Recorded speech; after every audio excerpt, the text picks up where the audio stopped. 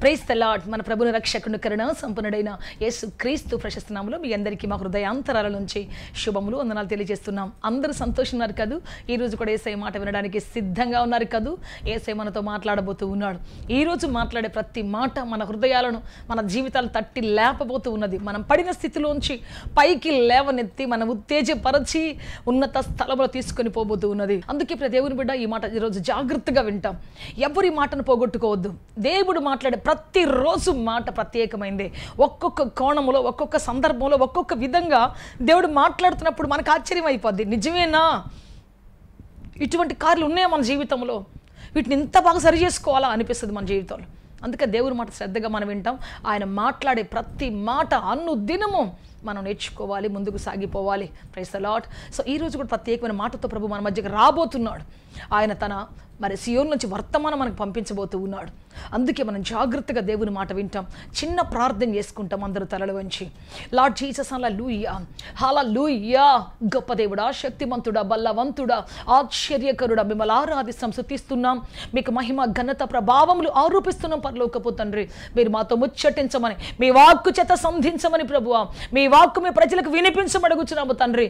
నాయన, మీ మాట బయలుదేరిన తోడనే వెలుగు కలుగును గాక తండ్రి. ప్రభువా స్తోత్రము తండ్రి.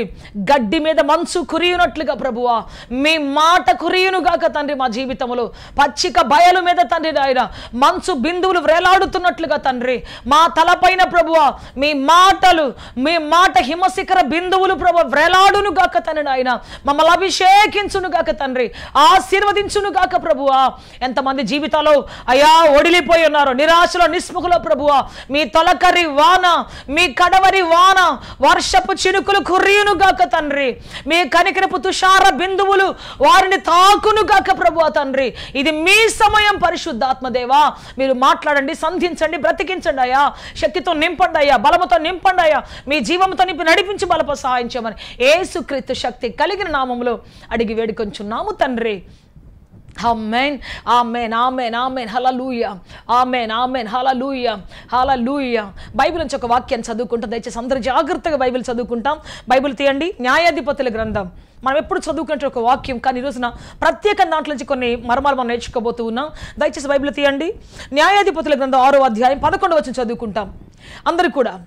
యెహోవా దూత వచ్చి అబీయెజెరు వాడైన యోవాషుకు కలిగిన ఒఫ్రాలోని మస్తకి వృక్షము క్రింద కూర్చుండెను. యోవాషు కుమారుడైన గిద్యోను మిద్యానులకు మరుగయుండునట్లు గానుగు చాటున గోధుమలను దుల్లగొట్టుచుండగా. ప్రైజ్ ది లార్డ్, హల్లెలూయా. గానుగు చాటున ప్రత్యేకంగా ఇక్కడ మాట రాయబడింది. అతడు దుల్లగొట్టుకుంటున్నాడు. ఒడ్లో లేకపోతే గోధుమలో, ఎవలో, మొత్తానికి ఆ రోజున్న పంటను బట్టి దుల్లగొట్టుకున్నాడని రాయొచ్చు. కానీ ఇక్కడ ప్రత్యేకంగా ఏమని రాశాడు అంటే, పరిశుద్ధాత్మ దేవుడు జాగ్రత్తగా వినాలి. ఏదైనా ఒక వస్తువు గురించి రాసిన సందర్భంలో, అక్కడ ఉన్నటువంటి పరిస్థితి గురించి రాసిన సంథింగ్ అక్కడ దేవుడు ఒక మిస్టరీ మనకు చెప్పబోతున్నాడు అర్థం. బైబిల్ చాలా జాగ్రత్తగా చదవాలి. ఏదో చదువుకుంటూ వెళ్ళిపోతే మనకి కాదు, ఆగాలి కాసేపు. ఎందుకు ఈ పదం ఇక్కడ వాడాడు దేవుడు? గానుగును ఎందుకు ఇక్కడ తీసుకొచ్చి పెట్టాడు దేవుడు? గానుగు చాటు నుండి ఎందుకు దుల్లగొట్టుకుంటున్నాడు? గానుగు యాక్చువల్గా దుల్లగొట్టిన ధాన్యాన్ని పిండి చేయడానికి వాడుతుంటాం మనం. పల్లెటూరులో మీరు గానుగును చూస్తే, గానుగ పెద్ద చుట్టూ ఒక వృత్తాకారంలో ఉంటుంది, ఒక సర్కిల్ ఉంటుంది. అక్కడ దాని చుట్టూ పెద్ద రాయి ఉంటుంది. ఆ రాయి దాని కేంద్ర బిందువు నుంచి ఆ రాయి వేసేసి దాని చుట్టూ తిప్పుతూ ఉంటారు, గానుగును తిప్పుతూ ఉంటారు. సో ఆ గానుగుని తిప్పేటప్పుడు, ఆ ధాన్యం పోసినప్పుడు ఆ గానుగులు ఉన్నటువంటి ధాన్యం మొత్తం పిండి అయిపోయి పౌడర్ బయటకు వస్తుంది. అంతేకాదు ఈ వేరుశనగలు పోసినప్పుడు, ఈ రోజులో ఉన్న మిషన్స్, ఈ రోజునటువంటి ఇన్ఫ్రాస్ట్రక్చర్ లేనప్పుడు, ఆ మిషన్స్ లేనప్పుడు ఏం చేసేవాళ్ళు ఆ రోజుల్లో, పాత రోజుల్లో అంటే వాటిని ఎద్దులకి అటొక ఎద్దు ఇటొక ఎద్దు, మంచి బలంగా ఉన్న ఎద్దుని గట్టి చుట్టూ తిప్పుతూ ఉంటారు.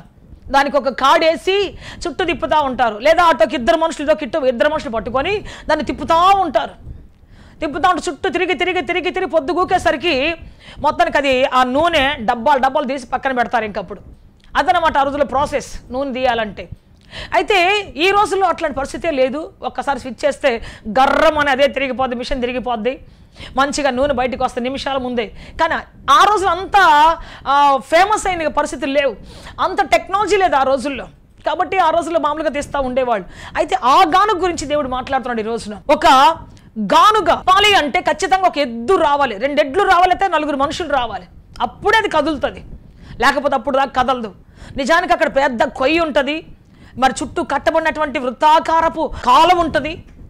అటు ఇటు రాళ్ళు వేసేసి మధ్యలో మరి దాని కింద మంచిగా రాళ్ళు వేసేసి బాగా పేర్చి పిండి అటు ఇటు పోకుండా చక్కగా పెట్టి ఉంచుతారు దాన్ని.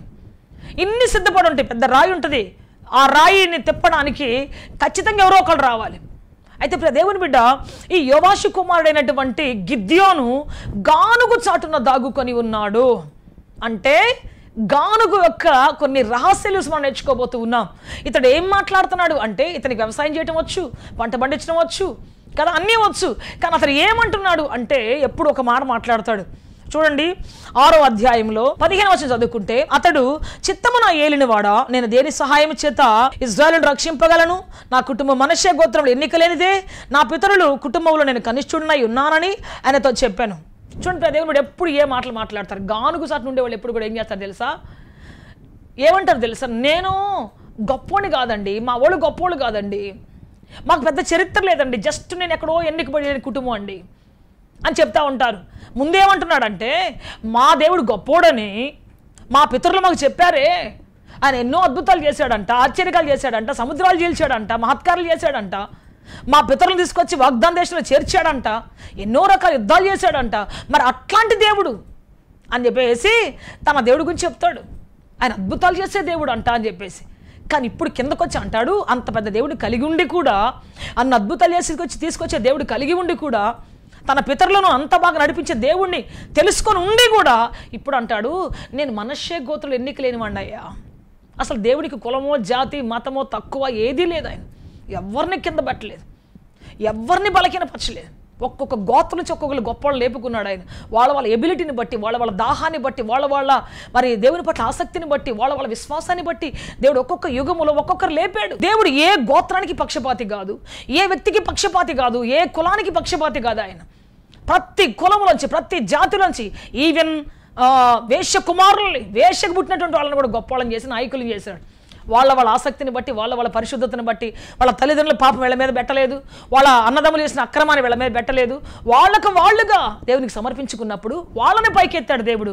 వాళ్ళలోంచి పరిశుద్ధతను స్టార్ట్ చేశాడు, వాళ్ళలోంచి అధికారం స్టార్ట్ చేశాడు. మరి ఇంత పెద్ద దేవుడిని, ఇంత గొప్ప దేవుడిని పెట్టుకొని ఆయన ఏమంటాడంటే, మేము తక్కువ కులం వాళ్ళం అయ్యా, మా జాతిలో గొప్పవాళ్ళు లేరయ్యా, మా జాతిలో ఉన్నతమైన వాళ్ళు లేరయ్యా, కాబట్టి నేను అంత పెద్ద పని చేయలేనయ్యా, దేవుడే వచ్చి చెప్పినా చేయలేనయ్యా, దేవుడు వచ్చినా కానీ అసలు నాకేముందయ్యా, నాకెవరున్నారయ్యా, ఎవరి సహాయం చేత నేను చేయగలను, ఎవరి సహాయం చేత నేను యుద్ధాన్ని చేయగలను, ఎవరి సహాయం చేత నేను ప్రజలను కాపాడగలను, ఎవరు దేని చేత, ఈ విధంగా మాట్లాడుతూ ఉన్నాడు.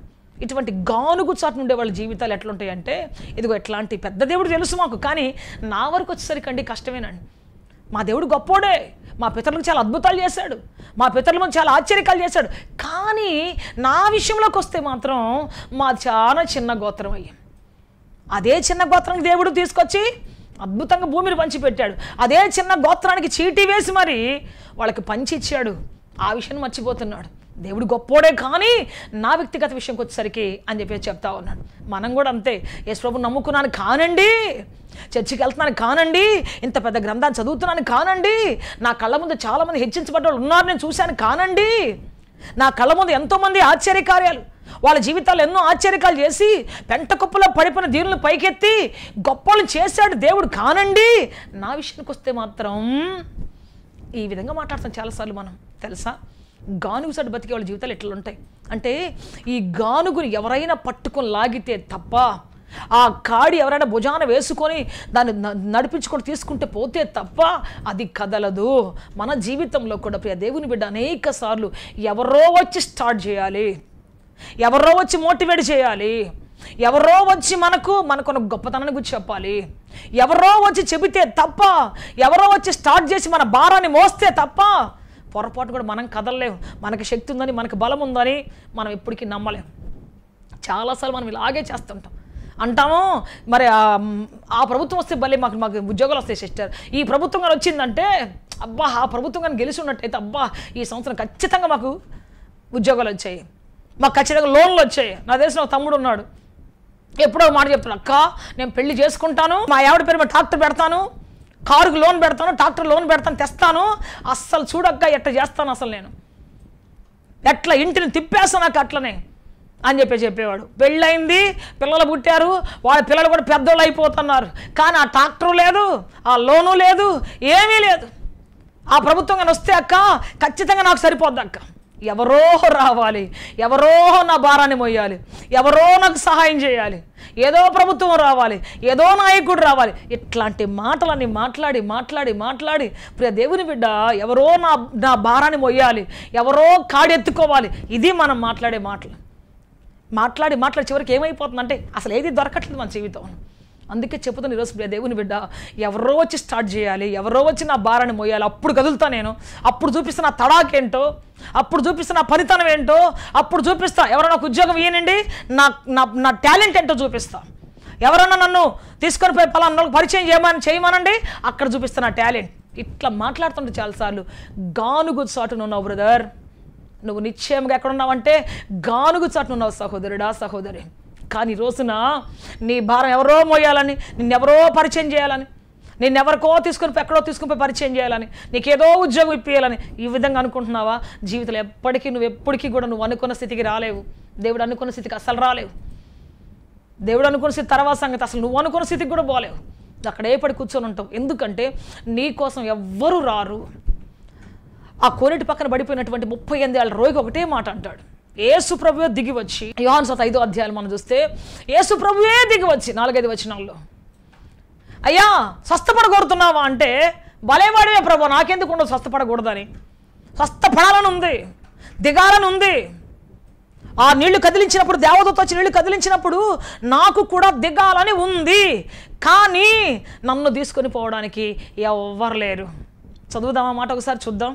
యోహాను సువార్త 5వ అధ్యాయం 5, 6, 7 వచనాలు చదువుకున్న చూడండి. అందరు బైబిల్ తీయండి. మనం చక్కగా మాట ఒక్కొక్కటి గుర్తుపట్టాలి. చదువుదాం. అక్కడ 38 ఏండ్ల నుండి వ్యాధిగల ఒక మనుషుడు ఉండెను. యేసు వాడు పడి ఉండట చూచి, వాడప్పటికి బహుకాలం నుండి ఆ స్థితిలో ఉన్నాడని ఎరిగి, స్వస్థపడ కోరుతున్నావా అని వారిని అడుగగా, ఆ రోగి ఏమన్నాడు తెలుసా? అయ్యా, నీళ్లు కదిలింపబడినప్పుడు నన్ను కోనేటిలోనికి దించుటకు నాకు ఎవడునూ లేడు గనుక నేను వచ్చునంతలో మరి ఒకడు నాకంటే ముందుగా దిగునని ఆయనకు ఉత్తరం ఇచ్చాను. నాకు ఎవ్వడు లేడు కాబట్టి అయ్యా, నేను వచ్చే లోపల ఎవరో ఒకరు దిగిపోతున్నారయ్యా, నా బతుకు ఎట్లా అయిపోతుందయ్యా అని చెప్తున్నాడు. నాకెవరూ లేరు కాబట్టి నువ్వు కూడా అలాగే అంటావు. నాకు ఎవ్వరు లేరు కాబట్టి నా జీవితం ఇట్లనే అయిపోయింది. నా దేశంలో ఒక పాస్టర్ ఉన్నాడు. నాకు ఆ రోజు కొత్తగా పరిచయం అయినప్పుడు అడిగాను, అన్నా మీరు ఎక్కడ సేవ చేస్తున్నారు? నేను ఆ సిస్టర్, ఒక చిన్న చర్చి సిస్టర్, నాది చిన్న చర్చి సిస్టర్. ఎన్ని సంవత్సరాలు చదువుతాను? 18 సంవత్సరాల నుంచి ఆ చిన్న చర్చి అన్న నేను. సరే, ఎలా ఉంది పరిచర్య అంటే, ఏముంటుంది సిస్టర్, ఏమీ లేదు అక్కడ. నాకు కానీ సిస్టర్ ఉన్న తెలివికి, జ్ఞానానికి మంచి పాట పాడతాడన్న. నేను చెప్పాను, నువ్వు పాట పాడితే చాలు దెయ్యాలని బారిపోతే నీకెవరు సహాయం చేయాలన్నా?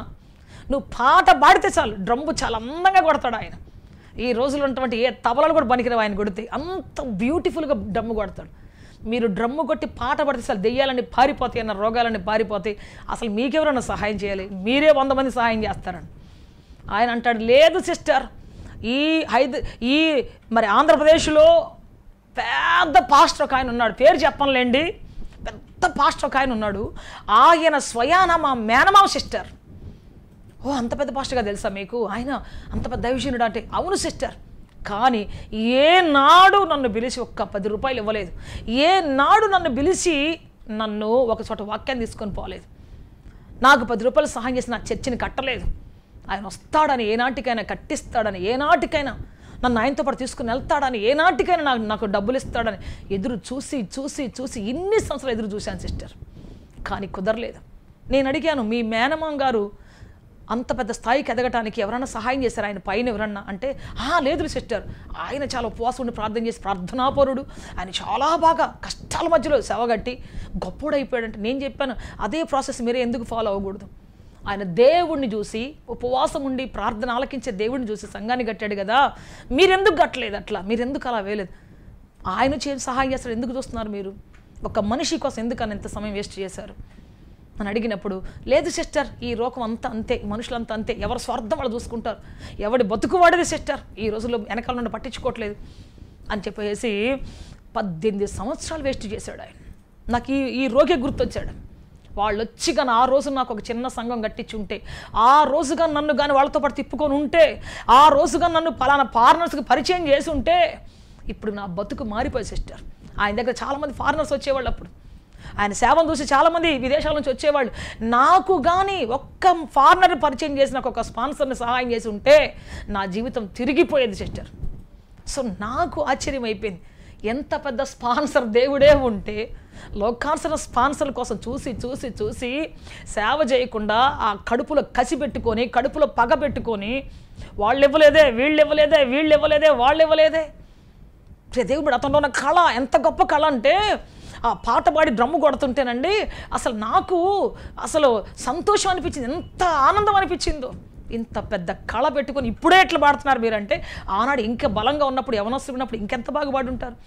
ఈ డ్రమ్ము కొట్టి పాట పడచాలని నీకు అంత అనేక మంది దేవుడు విశ్వాసాలు ఇచ్చేవాడు, గొప్పవాడిగా చేసేవాడు నేను అని అంటే, అది పక్కన పడేసేసి, ఆ కళను పక్కన పడేసేసి, ఆయనకున్న టాలెంట్ని మూతబెట్టి సమాధి చేసేసి, వాళ్ళు ఇవ్వలేదే, వీళ్ళు ఇవ్వలేదే, వాళ్ళు రాలేదే, వీళ్ళు పోలేదే, మా మేనమామ నాకు సహాయం చేయలేదే, ఈ విధంగా అని అని అని అని చివరికి గొంతు మోగబోయే స్థితికి వచ్చేసింది. ఆ మాటలు సణిగి సణిగి సణిగి గొణిగి గొణిగి చేదు పెట్టుకొని, ఏ మనిషి జీవితంలో చేదు ఉంటుందో కృప ఉండదు ఇక అక్కడ. దేవుడు వాడుకోడు వాళ్ళని. చేదుగా ఎవరి మీద మనం మాట్లాడతామో, పలానాళ్ళు ఇటు చేశారు, పలానాడు చేశారు, చీ వాళ్ళని సహాయం చేయలేదు, చీ వాళ్ళని మర్చిపోయారు, నన్ను మర్చిపోయారు, నేను చేసిన మేలు మర్చిపోయారు, ఈ విధంగా చేదు పెట్టుకొని గొణుక్కొని గొణుక్కొని సణుక్కొని, అది మంత్రంతో సమానం అంట. సణుగులు గొణుగులు అనేవి మంత్రాలతో సమానం. సో అటువంటి చేదంతా పెట్టుకుని మనసులో మనం ఉంటే ఇక కృప రాదు. దేవుడు మన కృప చేత హెచ్చించలేడు. మన తలాంతును మనం యూజ్ చేసుకొని మనం లేచినప్పుడు దేవుడు కృపిస్తాడు, అందరికంటే మించిన స్థాయి తీసుకొని పోతాడు. దేవుడు మనకి ఇచ్చినటువంటి ఆ గొప్ప తలాంతును పక్కన పెట్టి ఏ మనిషి చేతిలో చూస్తే ఏం జరుగుతుంది? మనకి చివరికి నిరాశ తప్ప ఏం మిగలదు. ఉన్న టైం అయిపోద్ది, అవకాశాలన్నీ అయిపోతాయి, చివరికి ఏడుపు తప్ప మన జీవితంలో ఏం మిగలదు, అయ్యో అని ఆర్తనాదం తప్ప ఏం మిగలదు. అందుకే చెప్తాను, దేవుని బిడ్డ గానుగు చాటు జీవితం నుంచి బయటికి రావాలి. ఎవరో వస్తారు, రావాలి నన్ను కదపాలి, రావాలి నన్ను తిప్పాలి, రావాలి నాకేదో సహాయం చేయాలి, ఎవరో సమ్వన్ ఎల్స్. 38 ఏళ్ళ నుంచి ఈ రోగి ఎవరి కోసమో చూశాడు తప్ప, నేను లేవాలి, నేను వెళ్ళాలి, నా దేవుడు నాకు శక్తి ఇచ్చాడు, వెళ్ళాలి, దేవా నాకు శక్తివు, దేవా నాకు బలమివ్వు, దేవుడా నాకు శక్తివు, దేవుడా నాకు బలమివ్వు, ఈ విధంగా మర్చిపోయాడు. అసలు దేవుడిని మర్చిపోయాడు, తనలో ఉన్న శక్తిని పక్కన పెట్టేశాడు. నిజంగా యేసు ప్రభు ఏ శక్తి ఇవ్వాలి అతనికి? నువ్వు లేచి నడువు అన్నాడు. ఇక్కడ మనం చదువుతాం ఒకసారి, యోహాను సువార్త 5వ అధ్యాయంలో 8వ వచనం చదువుకుంటాం. యేసు నీవు లేచి పరుపెత్తుకొని నడువుమని వానితో చెప్పగా, అసలు వాడిని తాకలేదు, ముట్టలేదు కదా, అతనికి చెయ్యి ఇవ్వలేదు, దూరంలో కూడా ఒక మాట చెప్పాడు, నీ పరుపెత్తుకొని నువ్వు లే అన్నాడు. ఒకటే మాట అంటే వెంటనే దిగ్గులు లేచాడు. బైబిల్ జీవితం దిగ్గున లేచి, ప్రైజ్ లార్డ్ హల్లెలూయా, దిగ్గులు లేచేసాడంట. అంటే అతనిలో శక్తి ఉంది, కానీ ఎవరి కోసమో ఎదురు చూసినందువల్ల అతని శక్తి నిర్వీర్యమై సమాధి అయిపోయింది, నిద్రావస్థలోకి వెళ్ళిపోయింది, అతని శక్తి పనిచేయటం ఆపేసింది. ప్రియ దేవుని బిడ్డ, మన జీవితంలో మనుషుల తట్టు చూడడం ఎప్పుడైతే ఆరంభిస్తామో, మనకున్నటువంటి శక్తి, మనకున్న సామర్థ్యం, మనకున్న తెలివి, మనకున్న టాలెంట్ సమాధిలోనికి, నిద్రాసులకు వెళ్ళిపోతాయి ఖచ్చితంగా. అందుకే ఈరోజు మనము దేవుని తట్టు చూడాలి, దేవుడు మనకి ఇచ్చినటువంటి ఆ కృప తట్టు చూడాలి. ప్రైజ్ ది లార్డ్, హల్లెలూయా, హల్లెలూయా. అందరికి ఇచ్చిన వరాలు నీకు లేకపోవచ్చు కానీ, అందరిలాంటి శక్తి నీకు లేకపోవచ్చు కానీ, నీకున్న శక్తి కూడా ఎవరికి లేదు, నీకున్న టాలెంట్ కూడా ఎవరికి లేదు, నీకున్న బలం కూడా ఎవరికి లేదు. ప్రైజ్ ది లార్డ్, హల్లెలూయా. మా డాడీ ఎప్పుడు ఒక మాట చెప్తుంటాడు, 10 కోట్లు కారు కొన్నా 100 రూపాయలు పెట్రోల్ లేకపోతే, 100 రూపాయల కీ లేకపోతే కదలలేదు అది. కాబట్టి దేవుని బిడ్డ, ప్రతి దానికి ఒక టాలెంట్ ఉంది, ప్రతి ఒక్కరికి ఒక ఇంపార్టెన్స్ ఉంది. నువ్వు తక్కువడవైనా చిన్నోడవైనా ఒక కీ లాగా నీవు ఉన్నా, 1 కోటి రూపాయల కారు నడపగలిగే శక్తి నువ్వు ఉంటేనే అది ఉంటుంది. సో దేవుడు అంతగా చేస్తాడు మనల్ని. కాబట్టి ఈరోజు నేను తక్కువ, నాకు ఎవరు సాయం చేయట్లేదు, నన్ను ఎవరు లేపట్లేదు అంటే, అది నువ్వు నీ చుట్టూ మరి ఆ గానుగనేటువంటి దాని చుట్టూ కూర్చున్న పరిస్థితి నీ జీవితంలో ఉంది. అందుకని లేవాలి, రోజున గానుగు చాటు నుంచి బయటికి రావాలి. సో దేవుడు చెప్పాడు, లే నువ్వు అనగానే లేచి కూర్చున్నాడు. అప్పుడు లేచి దిగ్గులు లేచి వెళ్తా ఉంటే అందరూ ఆశ్చర్యపోతున్నారు, ఒరే ఇన్ని రోజులు నీకు ఇంత శక్తి ఉందా, ఇంత బలం ఉండి కూడా కూర్చున్నావా, ఇంత సామర్థ్యం ఉండి కూడా కూర్చున్నావా, అయ్యో ఏంటి అని చెప్పేసి అందరూ ఆశ్చర్యపోతూ ఉన్నారు. అందుకే ఇప్పుడు దేవుని బట్టి రోజున మనలో దేవుడిచ్చిన శక్తిని గుర్తుపట్టాలి, మనలో దేవుడిచ్చిన కృపా వరాన్ని గుర్తుపట్టాలి, మనలో దేవుడిచ్చిన సామర్థ్యాన్ని సానబెట్టి అందుకే బైబిల్ చెప్తుంది ఏంటో తెలుసు, ఒక చక్కని మాట, నాకు చాలా ఇష్టమైన మాట చూపిస్తాను మీకు. చూడండి, సామెతల గ్రంథం 22:29 చదువుదాం. తన పనిలో నిపుణత గలవారని చూచితివా, అల్పులైన వారి ఎదుట కాదు, వాడు రాజుల ఎదుటనే నిలువబడును. హల్లెలూయా. అల్పుల ఎదుట కాదంట, తన పనిలో, అది చిన్న పనే కానీ పెద్ద పనే కానీ. దేవుని బిడ్డ, దేవుని ఆలయం కట్టాల్సి వచ్చినప్పుడు సొలొమోన్ ఎవరు కడతారు, రాయితీ పని ఎవరు చేస్తారు, చెక్క పని ఎవరు చేస్తారు అని చెప్పేసి ఆలోచిస్తూ ఉంటే ఒకని పేరు చెప్పారు. దేవుడు అతని పేరు ఏంటంటే బెసలియేలు అనే ఒక వ్యక్తిని గురించి చెప్పాడంట. అతడు తన పనిలో ప్రావీణ్యం గలవాడని బైబిల్ చెప్తావు. తన పనిలో ప్రావీణ్యం గలవాడని బెసలియేలు గురించి చెప్తావు. అంటే రాజు అంతటి వాడు, ఇంత గొప్ప జ్ఞాని అయినటువంటి ఒక వ్యక్తికి బెసలియేలు 100% అవసరమయ్యాడు. దేవుని బిడ్డ అతను తీసుకొచ్చిన తర్వాత ఆ పని చేపిస్తే అప్పుడు ఎంతో సంతోషం అయిపోయింది. అట్లనే రాజులు కూడా మన పనితనం మీద ఆధారపడేంతగా, అధికారులు కూడా మన పనితనం మీద ఆధారపడేంతగా దేవుడు మనల్ని చేస్తాడు. ప్రైజ్ హల్లెలూయా. ఎంత పెద్ద రాజైనా తన బట్టలు తను వేసుకోడు కదా, తన కిరీటం తను చేసుకోడు కదా, తన సింహాసనం తను చెక్కుకోడు కదా. అతనికి కావాలి ఎవరు, అతను అలంకరింపజేసేవాళ్ళు కావాలి. సో దేవుడు మనల్ని అలంకరింపజేసేటువంటి వాళ్ళగా చేస్తాడు, వాళ్ళకి ఆధారమైన వాళ్ళగా చేస్తాడు. రాజులుగా మనం లేకపోవచ్చు కానీ రాజులకు ఆధారంగా చేస్తాడు దేవుడు. రాజులు అలంకరించే వాళ్ళగా చేస్తాడు, రాజులకు కావాల్సినట్టు వాటిని సిద్ధపరిచే వాళ్ళగా చేస్తాడు దేవుడు. ప్రైజ్ హల్లెలూయా. సో ఆ విధంగా దేవుడు మనల్ని చేయాలని ఆశపడుతూ ఉన్నాడు. కాబట్టి నీవెంత గొప్ప కళను కలిగి ఉన్నాడు తెలుసుకోవాలి. నిన్ను ఎవరో వచ్చి స్టార్ట్ చేయాలి, ఎవరో వచ్చి మోటివేట్ చేయాలి, ఎవరో వచ్చి పుష్ చేయాలి, నేను తీసుకుపోయి ఎవరికో పరిచయం చేయాలి. ఇవన్నీ నువ్వు ఆలోచన పెట్టుకొని నీ పనిని పక్కన పెట్టేసావా, దాన్ని చేయటం మానేసావా, నిశ్చయంగా నీ జీవితంలో చేతును తెచ్చుకున్నట్టే. నువ్వు నిశ్చయంగా నీ జీవితంలో నిరాశ నిస్పృహను కొని తెచ్చుకున్నట్టే. అందుకే గానుగు చాటు నుంచి బయటికి రా. నీ బ్రతుకు గానుగు బతుకు కాకూడదు. ప్రైజ్ హల్లెలూయా. హల్లెలూయా. ఎస్ దేవుని బిడ్డ, ఈరోజు నువ్వు స్టార్ట్ అవ్వాలని దేవుడు చెప్తూ ఉన్నాడు. దేవుని శక్తిని పట్టుకొని, దేవుని వాగ్దాన్ని పట్టుకొని, దేవుని చెయ్యి పట్టుకొని ధైర్యంతో ముందుకు సాగాలని దేవుడు ఆశిస్తూ ఉన్నాడు. ముందడుగు వెయ్యాలని దేవుడు ఆశిస్తూ ఉన్నాడు. అందుకే ఈరోజు నువ్వు కదలాలి. సో ఆ యొక్క 38 ఏళ్ళ నుంచి పడి ఉన్నటువంటి కోనేటి దగ్గర వ్యక్తి దగ్గరికి వెళ్ళి, నువ్వులే, అసలు నీకే శక్తి ఉంది, నువ్వు లేవలేని వాడివైతే దేవుడు చేయిస్తాడు ఖచ్చితంగా. కానీ నీకు శక్తి ఉందని రుజువు చేయాలంటే, ఇంతకాలం నీ సమయాన్ని వేస్ట్ చేస్తావని నీకే తెలియాలంటే నువ్వు లే ఫస్ట్ అన్నాడు. లేచి అనుకున్నాడు, ఇదేంటి నాకు శక్తి ఉందా, ఇదేంటి నాకు బలం ఉందా, ఎవరు లేపకుండా లేచానే, ఎవరు చెయ్యకుండా లేచానే, అమ్మో ఇంత శక్తి నాకుందా. దిగ్గులు లేచి లేవటమే, మెట్లు కూడా ఎక్కుని పోయే అంత అనుభవం వచ్చేసింది ఆయనకి. ఆ పరుపెత్తుకొని అవతల ఇస్త్రీ పడేసేసి దేవుని బిడ్డ మెట్లు కూడా ఎక్కేసి వెళ్ళిపోతున్నాడు. దేవునితో పాటు వెళ్ళి ఆరాధన చేస్తూ ఉన్నాడు. ప్రైజ్ హల్లెలూయా. ఎంత గొప్ప ఆశీర్వాదం. నిజంగా నువ్వు లేవలేననే అనుకుంటావు, కానీ దేవుడు ఎంత శక్తి పెట్టాడు మనలో అంటే, మెట్లెక్కిపోయి అందరిని ఆశ్చర్యపరిచి అబ్బురపరిచి అంత గొప్ప శక్తివంతులుగా చేయాలని దేవుడు ఆశిస్తూ ఉన్నాడు. అంత గొప్ప టాలెంట్ మన జీవితంలో పెడితే, రాజుల ముందు అధికారుల ముందు నిలబడి అంత గొప్ప టాలెంట్ మనకి ఇచ్చి ఉంటే, మనం అంటాం ఎవరో రావాలి స్టార్ట్ చేయాలి. వాళ్ళు కానీ ఒక్క మాట చెప్పి ఉంటే సిస్టర్, వీళ్ళు కానీ నాకు కాస్త చేయూతనిచ్చి ఆ రోజు నాకు సహాయం చేసి ఉంటే సిస్టర్, వాళ్ళు కానీ ఆ రోజు 10 రూపాయలు నాకు సహాయం చేసి ఉంటే ఈరోజు నా స్థితి మారిపోయేదే. వాళ్ళు ఇవ్వలేదు కాబట్టి, వాళ్ళు చేయలేదు కాబట్టి ఈ విధంగా మాట్లాడి ఎవరి మీదనో బ్లేమ్ వేస్తూ ఉంటాం మన జీవితం అంతా. నో ప్రియ దేవుని బిడ్డ, అలా కాదు. మన జీవితంలో మనం సాగిపోతున్నప్పుడు, మనం చేయాల్సిన పని ముగించినప్పుడు చెయ్యలేనిదని ప్రభు చేయటం తీసుకొస్తాడు. ప్రైజ్ హల్లెలూయా. హల్లెలూయా. మనం చేయాల్సింది చేసి ముగించినప్పుడు చెయ్యలేని దానికోసం దేవుడు ఖచ్చితంగా దిగి వస్తాడు. దానికి కావాల్సిన వాటిని ప్రజలు పంపిస్తాడు దేవుడు. ముందుకు ఎలా వెళ్ళాలో మనం చేయగలిగిన దాంట్లో మనం ఆలస్యం చేయకుండా, చేయగలిగిన దాంట్లో మనం మన చేతి వెనకకు తీయకుండా మనం పని చేసినప్పుడు చెయ్యలేని దానికోసం ఖచ్చితంగా దేవుడు 100% దేవుడు మనుషుల్ని పంపిస్తాడు, శక్తిని పంపిస్తాడు. అసాధారణమైన గదిని తెలుస్తాడు ఆయన, అసాధారణమైన తలుపులు తెరుస్తాడు ఆయన. నీకోసం కొత్త కాలం సృష్టిస్తాడు, కొత్త శక్తిని సృష్టిస్తాడు ఆయన. అందుకే చెప్తున్న ప్రియ దేవుని బిడ్డ, ఈ రోజున మన జీవితంలో ప్రభువా గానుగు చాటు జీవితం, ఎవరో వచ్చి స్టార్ట్ చేయాలి, ఎవరో నన్ను పైకి లేపాలి, ఎవరో నాకు చేయూతనివ్వాలి, ఇటువంటి అనవసర మాటలు నా జీవితంలో పోవాలి ప్రభువా. నేను శక్తితో నింపబడాలి ప్రభువా. నా శక్తి నువ్వు కావాలి ప్రభువా, నా బలం నీవు కావాలి ప్రభువా, నా ధైర్యం నీవు కావాలి ప్రభువా. నన్ను మోటివేట్ చేసే ప్రతిదినం నువ్వు కావాలి ప్రభువా, మోటివేట్ చేసే ప్రతిదినం నీవై ఉండాలి ప్రభువా. నేను కదలాలి నీ కోసం, ఎవరి కోసం ఆగకూడదు ప్రభువా, ఏ మనిషి కోసం ఆగకూడదు, ఎవరి మీద చేదు పెట్టుకోకూడదు ప్రభువా. ఎవరి భారాలు వాళ్ళకు ఉన్నాయి, ఎవరి పనులు వాళ్ళకు ఉన్నాయి. కాబట్టి మనం ఈ రోజున నేను ప్రభువా నీ కాడి మొయ్యాలి, నీ కాడి మోయటం నేర్చుకోవాలి, నీ బాధ్యత నెరవేర్చడం నేర్చుకోవాలి, భూమి మీద నాకు ఇచ్చిన పనిని చేయటం నేర్చుకోవాలి. ప్రభువా నాకు సహాయం చేయండి, ప్రభువా నాకు సహాయం చేయండి. ఒకసారి నేను రైల్వే స్టేషన్కి వెళ్ళాను. వెళ్ళేటప్పుడు మదర్ తెరెసా సంబంధించిన సిస్టర్స్ కొంతమంది వచ్చారు. అక్కడ వాళ్ళ దగ్గర పెద్ద పెద్ద బాక్సులు ఉన్నాయి. వాటిలో కొన్ని బట్టలు అక్కడ వాళ్ళ దగ్గర ఉన్నటువంటి రోగులకు పిల్లలకి ఇవ్వడానికి చాలా పెద్ద పెద్ద బట్టలు వాళ్ళకి సామాన్లు అన్నీ పెట్టేస్తున్నారు. దాంట్లో చాలా పెద్ద పెట్టేది సిస్టర్స్కి లేవటం అది అసాధ్యం నాకు తెలుసు. ఇక్కడ అంతా కలెక్ట్ చేసి తీసుకొని పోయి ఎక్కడో మరి వాటిని ఇంకా లేని వాళ్ళకి ఇస్తారు కాబోలు తీసుకోవాలి. ట్రైన్ కోసం వెయిట్ చేస్తూ ఉన్నారు. ట్రైన్ వచ్చేసింది లోపల. అయితే పెద్ద పెట్టెలు 4 పెట్టెలు ఉన్నాయి. మొత్తం 8 మంది 9 మంది సిస్టర్లు ఉన్నారు అంతే. వాళ్ళలో ఒక ఆమె సుపీరియర్ ఉంది, మిగతా వాళ్ళంతా 4. ఒక్కొక్క పెట్టెకి 2 ఉన్నారు. వాళ్ళకి అది లేవదు. కానీ వాళ్ళిద్దరు కూడా ఎవరిని చుట్టుపక్కల కిక్కిరిసిపోతున్నారు జనాలు.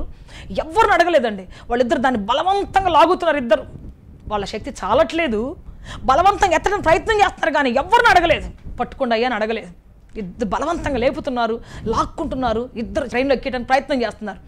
ఈ లోపల అక్కడ ఉన్నటువంటి 5-6 మంది వచ్చేసారు. సిస్టర్ ప్లీజ్ సిస్టర్ పక్క తప్పకుండా సిస్టర్ అని చెప్పేసి వాళ్ళని పక్కగా పెట్టేసేసి వాళ్ళని ఎత్తి బాక్సులు ఎత్తి లోపల వేసేసారు. అంటే మనం చేయాల్సిన పని చేయడానికి ప్రయత్నం చేస్తూ దాంట్లో సాగుతున్నప్పుడు మనం చెయ్యలేని స్టేజ్ వచ్చినప్పుడు ఖచ్చితంగా దేవుడు చేస్తాడు. ఎవరో వస్తారు చేయాలి, ఎవరో చేయాలని ఎదురు చూసినప్పుడు ఏది కాదు, నువ్వు చేయలేవని తెలుసు దేవుడికి, అందుకని పంపిస్తాడు దేవుడు ఖచ్చితంగా. సో ఈ విధంగా ప్రియ దేవుని బిడ్డ, మనం ఎవరో చేయలేదని, ఎవరో మన మోటివేట్ చేయలేదని ఎప్పుడు ఆగిపోవద్దు.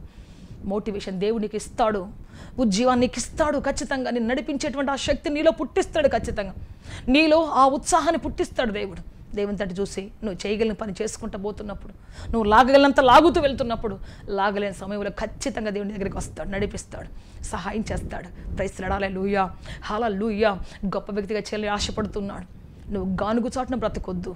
ఎవరో స్టార్ట్ చేయాలంటువంటి మరి ఎవరి మీద ఆధారపడి జీవితంతో బ్రతకొద్దు. ఈరోజు క్రొత్త జీవితం, క్రొత్త అనుభవం, దేవుని మీద ఆధారపడి అనుభవం నేర్చుకో. నిత్య దేవుడిని నడిపించబోతున్నాడు, సహాయం చేయబోతున్నాడు. ప్రార్థన చేసుకుంటాం అందరి తలలు వంచి. ఇప్పటి వరకు ఒకవేళ నువ్వు ఎవరి మీద ఆధారపడి నీ మేనత్త మీదో మేనమామ మీదో అత్తమావల మీదనో కట్నం ఇస్తారనో, లేకపోతే ఇంకా ఆ అమ్మాయిని పలానా అమ్మాయిని పెళ్లి చేసుకుంటే నా జీవితం బాగుంటుందనో, వాళ్ళ దగ్గర బాగా డబ్బులు ఉంటాయి, వాళ్ళ దగ్గర అధికారం ఉంటుంది, వాళ్ళని చేసుకుంటే పెద్ద బలగం ఉంటుంది, ఈ విధంగా అనుకొని ఒకవేళ మనుషుల మీద ఆధారపడి ఒకవేళ ముందడుగేస్తున్నావేమో, అక్కడ నిరాశ తప్ప నీకేముండదు, నిస్పృహ తప్ప నీకేముండదు. దేవుడి మీద అడిగేసి నీ భారం అందరికీ నువ్వు ఆధారంగా ఉండాలని ఆశపడు తప్ప నీకు ఆధారం ఎత్తుకుంటూ వెళ్ళావంటే అక్కడ ఆధారం కాదు కదా, అపహాస్యం తప్ప ఏమీ ఉండదు. డబ్బున్న అమ్మాయిని పెళ్లి చేసుకుంటే భలే ఉంటుంది అనుకుంటావు, ఆ డబ్బున్న అమ్మాయిలు పెట్టి అంత హింస ఇంకెవరు బెటరండి. ఎంతోమంది మరి చూసా నేను, డబ్బున్న అమ్మాయిని ఆశపడి పెళ్లి చేసుకున్న వాళ్ళు కనీసం వాళ్ళు టీ కూడా బెటరు, కనీసం వాళ్ళు అన్నం కూడా వండకుండా విసిగిచ్చి వాళ్ళకి కావాల్సిన హోదాలో డబ్బుల కోసం ప్రయత్నం చేసి ఎంతమంది భర్తలు హింసించారు నాకు తెలుసు.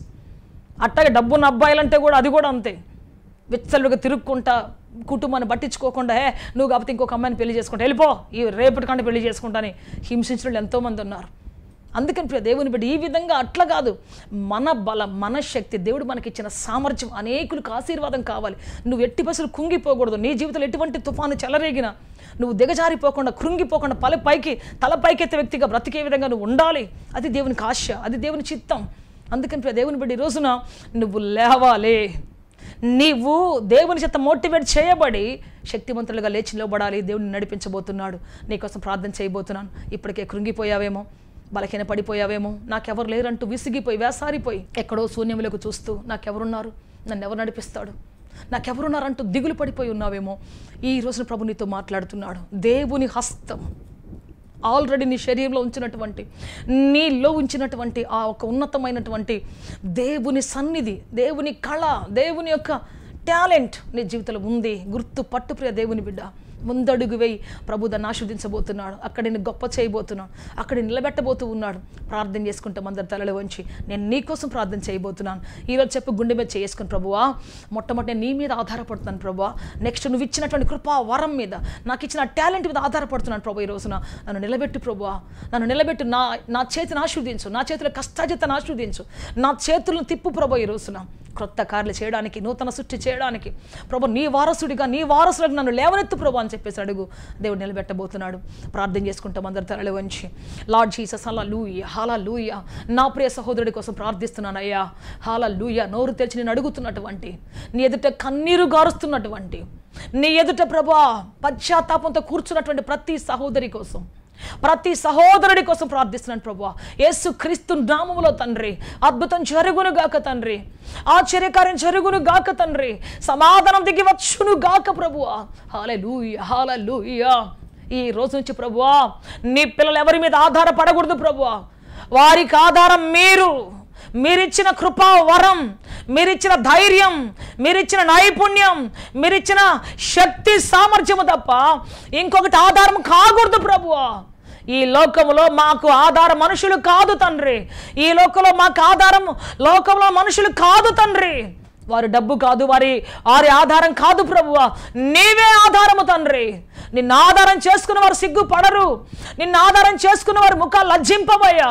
మిమ్మల్ని ఆధారం చేసుకున్న వారి జీవితాలు ప్రభువా ఒక్క రోజున కింద పడవు తండ్రి. నా ప్రియ సహోదరుడి కోసం ప్రార్థిస్తున్నాను ప్రభువా, సహోదరి కోసం ప్రార్థిస్తున్నాను, ప్రియ తల్లి కోసం ప్రార్థిస్తున్నాను. యేసు క్రీస్తు నామములో ఈ రోజు నుంచి ప్రభువా నూతన శక్తితో లేచెదరుగాక, నూతన బలముతో లేచెదరుగాక, నూతన సమాధానంతో లేచెదరుగాక తండ్రి. మీ మహిమ దిగి వచ్చును గాక, ఆదరణ దిగి వచ్చును గాక, ఆశీర్వాదం దిగి వచ్చును గాక తండ్రి. పడిపోయిన స్థితి నుంచి లేవనెత్తండి ప్రభా. ఎక్కడ పడ్డారో, ఎక్కడ అవమానపడ్డారో తండ్రి అక్కడే మీరు లేవనెత్తి నడిపించి బలప సహాయం చేయండి అయ్యా. అద్భుతం జరిగించండి అయ్యా, మీరు ఆశ్చర్యకరం జరిగించండి యేసయ్యా. శక్తితో నింపండి అయ్యా, ధైర్యంతో నింపండి అయ్యా, మీ బలముతో నింపండి అయ్యా, మీ అభిషేకముతో నింపండి తండ్రి. యేసయ్యా రండి అయ్యా, మీరు అభిషేకించమడుగుచున్నాము తండ్రి, సమాధానం దయచేయమడుగుచున్నాము తండ్రి. శక్తితో నిలబెట్టమని మీ కాళ్ళు పట్టుకుని బతిలాడుతున్న సాయం చేయండి. అభిషేకించే దేవుడు మీరయ్యా, ఆశీర్వదించే దేవుడు మీరయ్యా, సమాధానం ఇచ్చే దేవుడు మీరయ్యా. కృపా కరుణ ఇచ్చి నడిపించి బలప సహాయం చేయమని, మీరు అభిషేకించమని తండ్రి, ఆదరించమని యేసు క్రీస్తు శక్తి కలిగిన నామములో ప్రతి ఒక్కరు అగ్ని జ్వాలగా లేచెదరుగాక తండ్రి, ఆధారమైన ప్రజలుగా లేచెదరుగాక ప్రభువా. మీ శక్తి గల ఆత్మతో రోషముతో లేచెదరుగాక తండ్రి. జలపాతమై తండ్రి నాయన, పొంగుతున్న జలపాతమై లేచెదరుగాక తండ్రి నాయన. మీ కృపతోడిచి నడిపించి బలప సహాయం చేయమని, మీ రాష్ట్రం అద్భుతం చేయమని దయ చూపించమని యేసు క్రీస్తు శక్తి కలిగిన నామములు అడిగి వేడుకొంచున్నాము తండ్రి. ఆమేన్, ఆమేన్, ఆమేన్, ఆమేన్.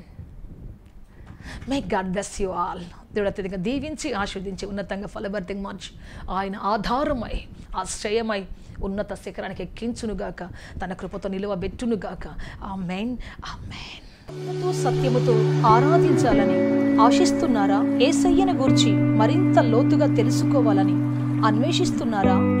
శ్రమల, వేదనల, గొడ్రాలితనమా, నిరుద్యోగమా, ఓటమియా, సమస్య ఏదైనా జవాబు మాత్రం యేసులోనే. మీ సమస్యల కొరకు ప్రార్థించుటకు మా ప్రేయటవ ద్వారములు ఎల్ల వేళలా తెరవబడే ఉంటాయి. వివరములకు మా చిరునామా హోలీ ప్యారడైజ్, KH వాడ, నవాబ్పేట, నెల్లూరు, ఆంధ్రప్రదేశ్, ఇండియా. మా ఫోన్ నంబర్లు 9247807631 మరియు రండి, మీ దుఃఖ దినములు సమాప్తములగును. ఆమేన్.